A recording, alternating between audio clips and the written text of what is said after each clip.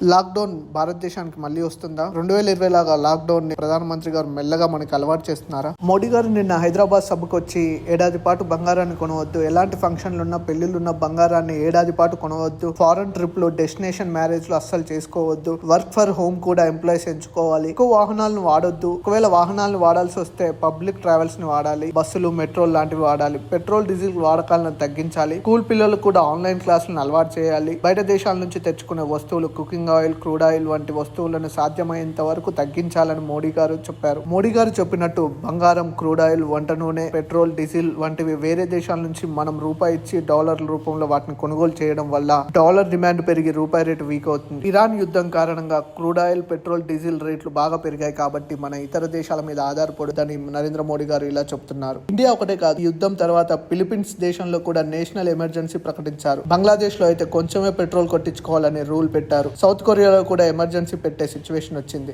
ఇలా భారతదేశానికి కూడా ఎమర్జెన్సీ సిచ్యువేషన్ రాకూడదని మోడీ గారు ఇదంతా చేస్తున్నారు. మోడీ గారు రూపాయి రేటు పడకుండా డాలర్ రేట్ పెరగకుండా ఇదంతా చేస్తున్నారని తన ప్రసంగాల్లో చెప్తున్నారు. మోడీ గారు చేసే ఈ పని మీరేమంటారో కింద కామెంట్ చేయండి. ఈ వీడియో మీకు నచ్చినట్లయితే ప్లీజ్ లైక్, షేర్, సబ్స్క్రైబ్ చేయండి.